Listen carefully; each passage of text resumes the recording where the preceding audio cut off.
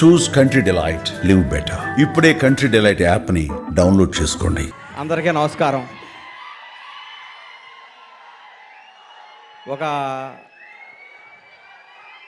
7-8 సంవత్సరాల తర్వాత నాకు కిక్కినిచ్చిన సినిమా ఈ లిటిల్ హార్ట్స్.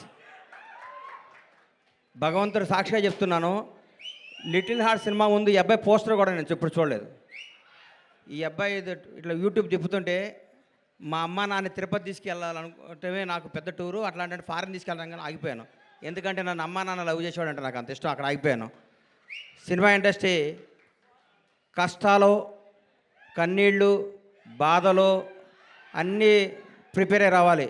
ఎవరో కొన్ని 100 కోట్లకు ఒక ఆయన ఉంటాడు, ఒక స్టార్ కామెడీ కొడుకుగా పుడతాడు, ఒక మెగాస్టార్గా బామర్తిగా ఉంటాడు, ఒక ఐకాన్ స్టార్కి తండ్రిగా ఉంటాడు. అట్లా ఒక 100 కోట్ల కూడా ఉంటాడు. అందరూ అట్లా ఉండలేరు, మన అందరూ కష్టపడాల్సిందే తప్పదు.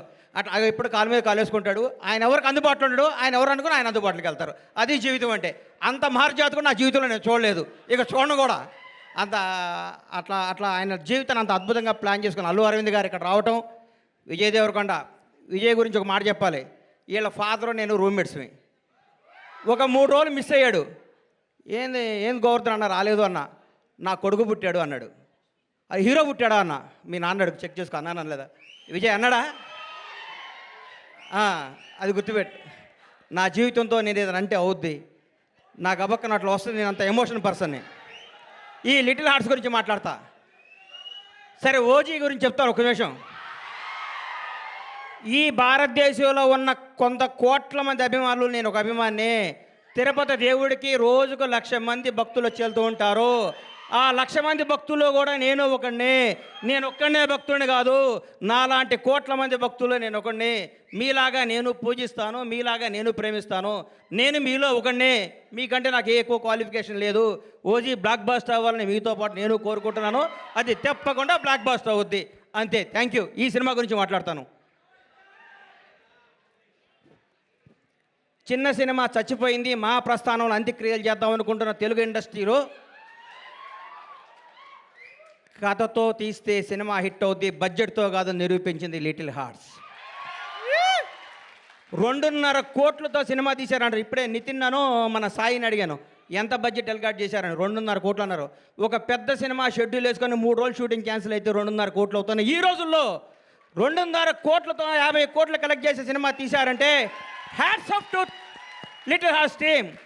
మిమ్మల్ని చూసుకొని పెద్ద పెద్ద దర్శకులు, నిర్మాతలు ఇన్నింగ్లీ నాటాడు సిగ్గుతో తలంచుకోవాల్సిన రోజు తీసుకొచ్చారు మీరు ఇండస్ట్రీకి. నిజంగా ఇక సినిమా చూడండి, చిన్న సినిమా చూడండి. పెద్ద హీరో 500 కోట్ల బడ్జెట్ ఉంటుంది తీస్తారన్న రోజుల్లో 2.5 కోట్లతో యావత్ తెలుగు ఇండస్ట్రీ, తెలుగు సినిమా, తెలుగు ప్రజలందరినీ థియేటర్కి పరిగెత్తించారు. నేను సినిమా థియేటర్కి వెళ్ళి దాదాపు 5-6 సంవత్సరాల నుంచి నేను ఒక థియేటర్ ఎగ్జిబిటర్గా, నా థియేటర్ కూడా నేను సినిమాకి వెళ్ళలేదు.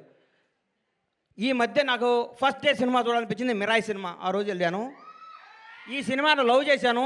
ఇవాళే ఈ సినిమాకి ఫంక్షన్ రావాలని ఫిక్స్ అయ్యి వంశీని అడిగాను, వంశీ కొద్దిగా టికెట్ చెప్పా సినిమాకి వెళ్తానని.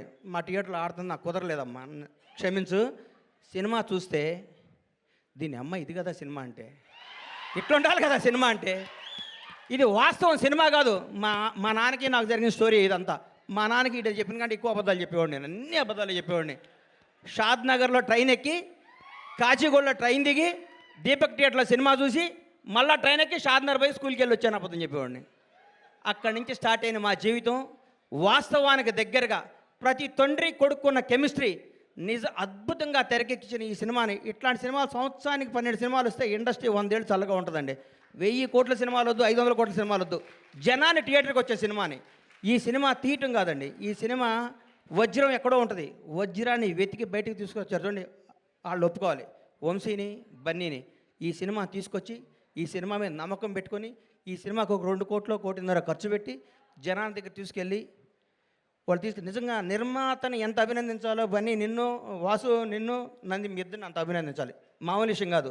మీరు ఎంత కష్టపడ్డ పేరు అరవింద్ గారి సినిమా అంటున్నారు, అది ఆయన అదృష్టం, మీ బ్యాడ్ లక్, నేనేం చెప్పలేను.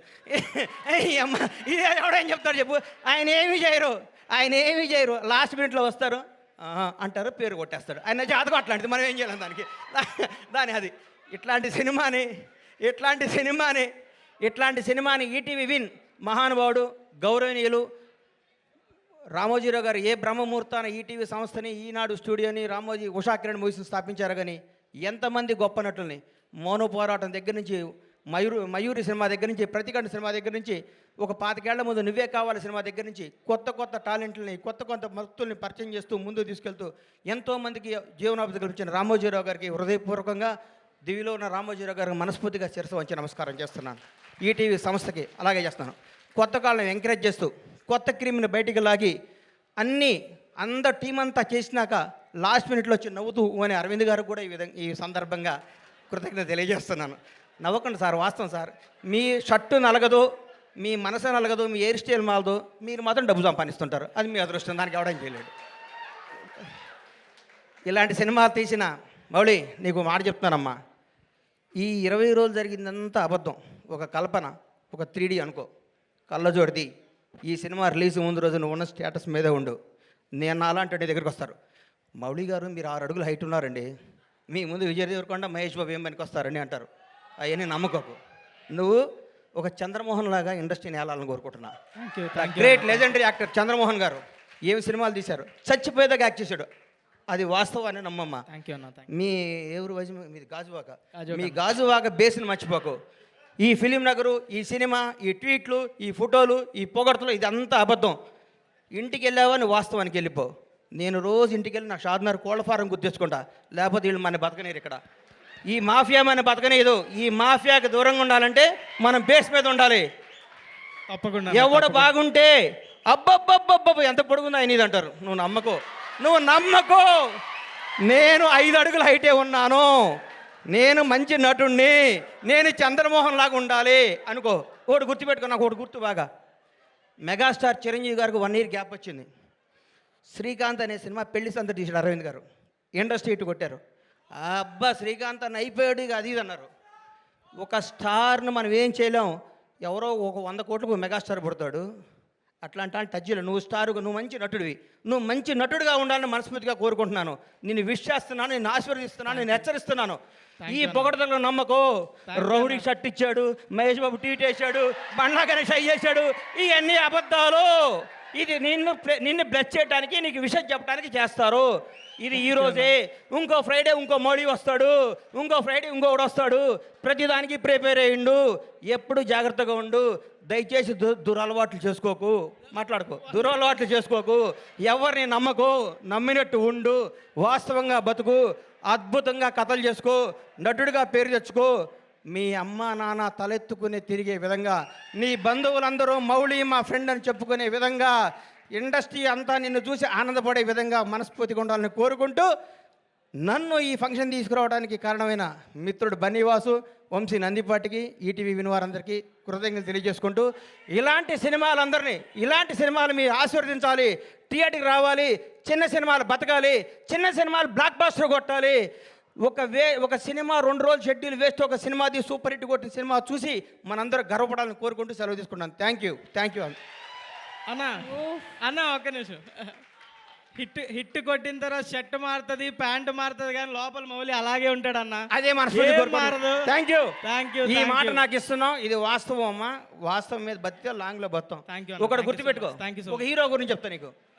వాస్తవానికి దగ్గరగా ఉండే ప్రతిరోజు అల్లు అర్జున్తో నేను సినిమా తీసా. సాయంత్రం పడుకునే ముందు అనుకుంటాం, ఈ ప్రపంచంలో ఈ బన్నీకి నేను తప్ప ఎవడో క్లోజ్ కాదుకుంటాం. అల్లి మనకి సన్ రైజ్కి మళ్ళీ మారిపోతుంది పరిస్థితి. ఆ రోజు ఫ్రెష్గా చూస్తాడు. అల్లు అర్జున్లా బతుకు, టాలెంటే నమ్ము, టాలెంట్నే ఎంకరేజ్ చేయి. ఇక్కడ ఎవడో రిలేషన్ కాదు, నీ టాలెంటే నీ బంధువు, నీ టాలెంటే నీ success. All the best. Thank you.